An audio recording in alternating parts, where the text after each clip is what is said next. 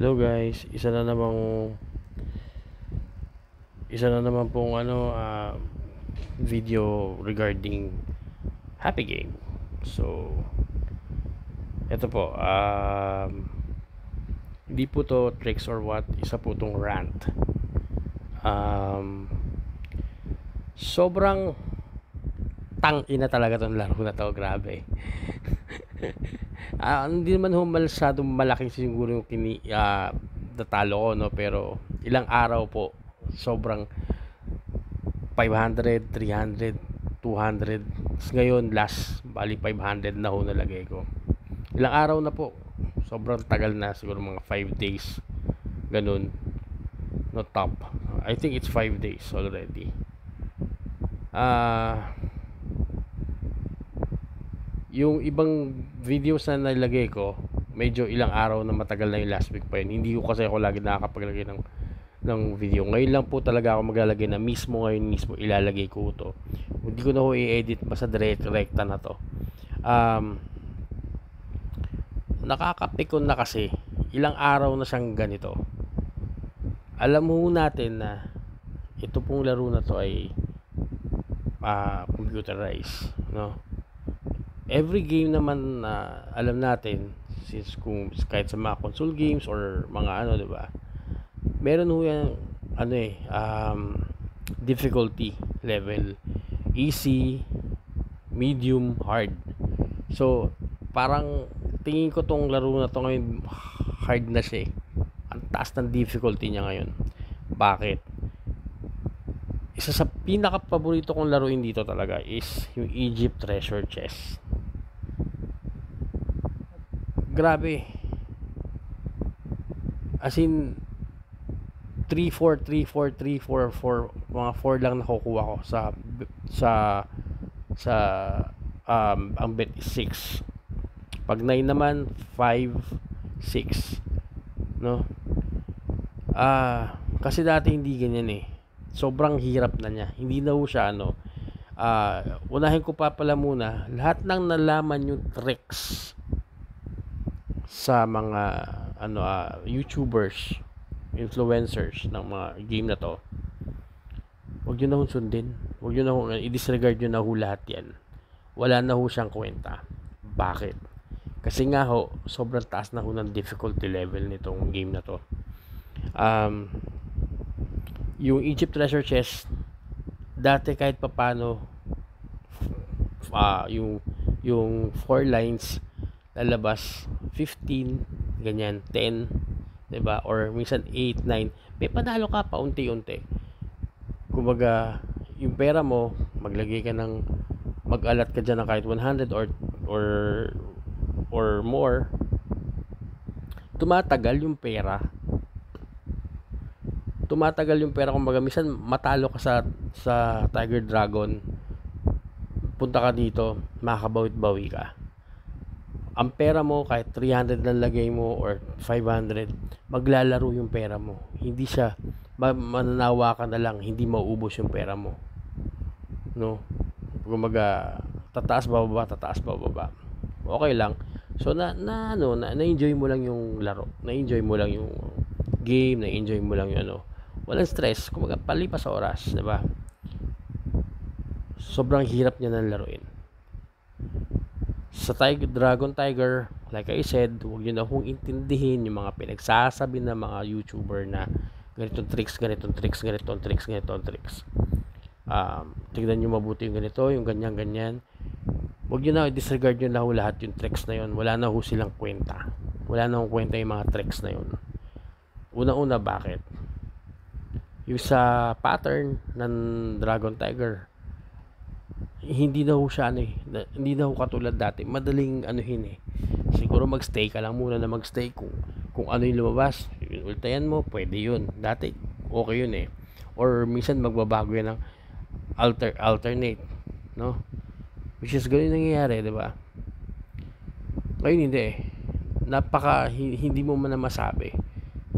Yung feeling mo mag-alternate siya, hindi siya bigla mag-alternate pag may susunod yung kaparehas.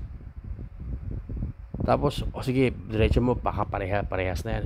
Hindi, biglang balik ulit alternate. O kaya, mahirap isa pa dun sa ano yung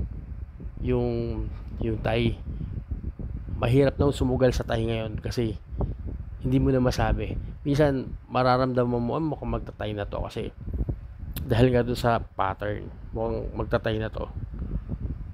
Kasi pagkatapos ng altar or sunod-sunod na dragon, like ano, 6-7 na dragon, biglang magta-tiger yan. Pagkatapos mag-tiger na magtatay yan. Or minsan tignan mo yung pattern kung saan nakatapat yung tiger, yung tie, madalas magkakaroon o kaya ano dulo-dulo yung tiger, yung tie, sorry, yung tie dulo-dulo, which is ngayon hindi ko na masyadong napapansin, no? Nagbago yung pattern. Tapos ano pa ba? Yung turo ng mga YouTuber na tignan nyo yung taya. Nung una gumagana. Okay, good siya nung una. Tignan mo yung taya ng bot, kung saan tataya yung bot, kung ang pinaka-high is 500, tignan mo kung saan yung 500 or 100 o yung maraming 100. No, tignan mo mabuti kung saan tumaya. Ima-minus mo yun. So kung parehas na 3,000 ang tiger, dragon, 3,000 din.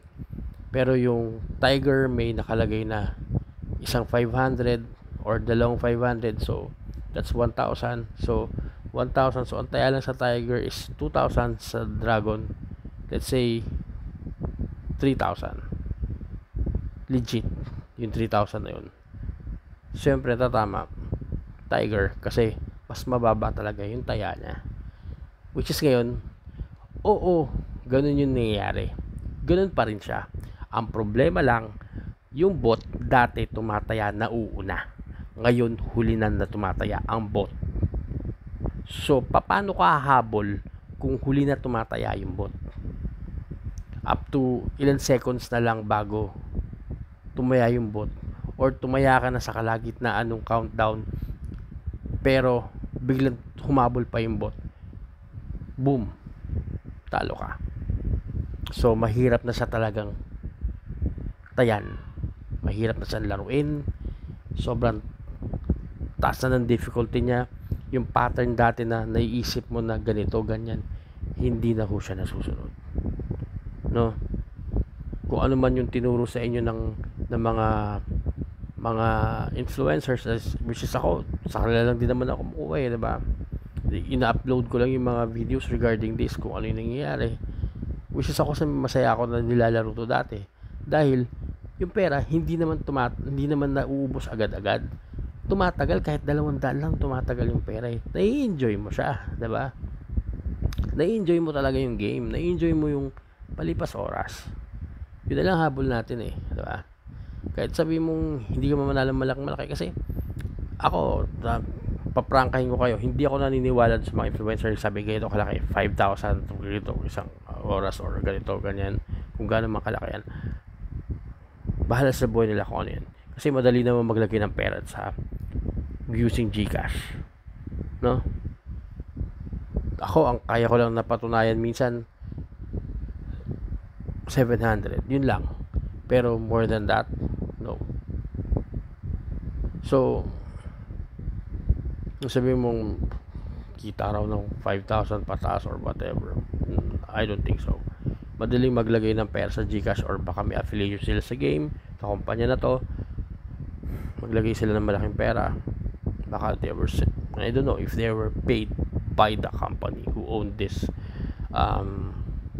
or they were paid by Happy Game to do a video. I don't know anymore, and I don't give a fuck kung ganun. Pero ang importante lang sa akin is yung difficulty ng game sobra na, ilang araw na ganito yung nangyayari. Paglagyan 300, 500, 200, ang bilis. Ngayon 500, ayan 75 na lang natira. 300 kanina, naglagay po itong 200, wala talaga. Kahit anong gawin mo, kahit anong santo ka mo, no? Laruin mo yung Wonder Forest, and I don't think you should play that. I'm not playing that game. Matagal na, sobrang I'm shit talaga siya. Sobrang shit talaga siya. Yung shark fishing, I don't think so. Medyo magulo yung shark fishing at saka hindi na ako interesadong alamin at pag-aralan siya dahil malamang marami kang perang ubusin bago ma-master yan. Kasi pera pinag-uusapan dito eh. Hindi naman laro-laro lang eh, di ba? So, yun nga. I'm done with Wonderland Forest for a very, very long time na. So, hindi ko na siya nilalaro. Ang nilalaro ko na lang dito is tatlo. Egypt Treasure Slot, Dragon Tiger, at saka Texas Hold'em. Sa Texas Hold'em, hindi ko alam kung okay siya o hindi. May time na okay naman, may time na hindi. May time na parang hindi mo alam mo kung may bot ba dito or wala, or katulad nung sa baraha tayo dati, may mga gumagawa na magkakasama na naglalaro. So, alam na, 'di ba? Baka pwede rin dito 'yon. So, hindi ko alam. Pero isa na lang ho ang napagtanto ko, or I decided na I have to stop cashing into this game. I will not delete this game on my phone, pero sigurado po dito is hindi na ako magka-cash in. Maghihintay na lang ako ng dailies. Kung bawal po yun, dahil sinasabi nga dito na may sinasabi dito, wala pa yung nakasulat. Ayun, we don't allow bonus hunters, kung ano man yan. Baka yun yung dailies. Kung puro ganun ka lang, hindi ka naglo-load, madi-disabled yung account mo, so be it. Sobrang taas ng difficulty na ngayon ng laro na to, hindi na siya nakakatawan laruin. Sa akin okay lang sa matalo, pero sana naman may panalo rin. Ilan days na, ibang iba na talaga. So sa akin, hindi ko alam kung ako lang to pero kung sobrang malas lang talaga ako, pero paborito ko yung yung Egypt Treasure Slot. Alam ko kung paano siya magbigay at paano siyang minsan may time, minsan may time yan Egypt Treasure Slot. Lalo na nung nagpupuyat pa ako. Minsan alas 3 nagbibigay yan, madaling araw. Or minsan sa tanghali or sa gabi. Basta pag nagbigay ng oras ng ganun, magbibigay. Ngayon wala. As in wala. Kahit anong gawin mo doon na, kahit yung gumagawa ko, yung ginawa ko na auto-clicker, wala na rin talaga. Pag auto ka, wala na rin. Gawin mo yung sinabi nila.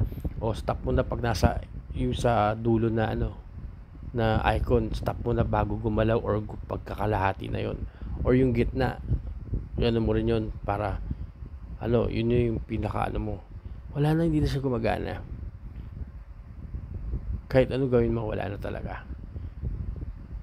Laging puro pababa, puro pakabig. Lahat ng game ng nito is puro pakabig. I'm sorry kung sinisiraan ko tong game na to, pero iba na talaga eh. Iba talaga yung una talaga, iba talaga. Lalo na nung tatlo lang to, ang laro lang is 3 card poker, Egypt Treasure Slot, at saka Dragon Tiger lang. Yung time na yun, masaya siya laruin. Pero nung naglabasan to, medyo hindi okay eh.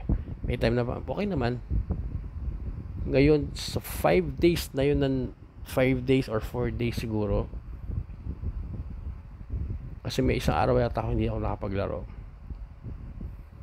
Let's say 4 days na lang. Grabe, sobra. Pero alam ko 5 days ako nagload na wala nangyari. So grabe talaga, sobrang grabe. Pinakamalaki ko na nakitang binaksak ng treasure slot na yan is 70. Dati 100 plus. May nangyari pa nga sa akin, umabot ng ang laki, 300 plus, 400 plus, no? Tama, 400 plus yata yun. Then Then, yung pinakamalaki. Grabe ngayon, wala na. Hindi ko lang alam kung yung 400 plus na yun is nakabet. 9 yata ako nun. Hindi, yung susunod sa bet 6.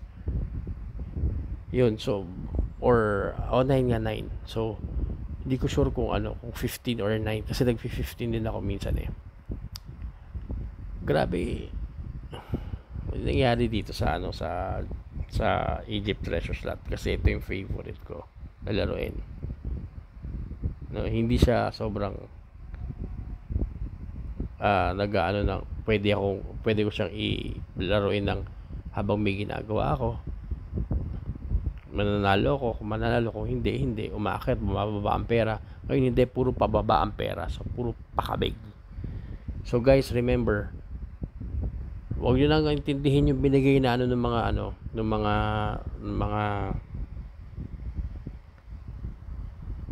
influencers ng game na to.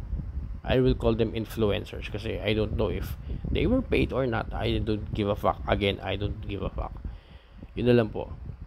And paano ba? Basta ako, I will not going to cash in anymore. Hanggat hindi nila inaayos yung difficulty nila, kasi halata mo kung yung difficulty nito is mataas. Ngayon, yung Wonderland Forest, huwag nyo na intindihin yan. Yung 3D Shark Fishing, huwag nyo na intindihin yan. Pati yung 3 card poker, huwag nyo na intindihin yan. Basta yung tatlo, ay yung importante yung Egypt Treasure Slot at saka Tiger. Dragon Tiger. Oh my God, iba na talaga. So, stop na to, last na to. Pag naubos na yan, ayoko na. Naghihintay lang ako ng dailies. Yun na lang. Kung ma-disable ako dahil bawal yata yung ganun, kung yun yung problema, wala kang magagawa. So be it. I don't give a fuck anymore. So anyway, thank you guys. Kung excuse me, Yossi. Anyway, ayun. So guys, God bless. Ayoko na. Bad trip na ako kasi ilang araw na to. Sige. Tangina, tama na to. So last cash in ko na to. Goodbye guys. Good luck sa inyong lahat at God bless.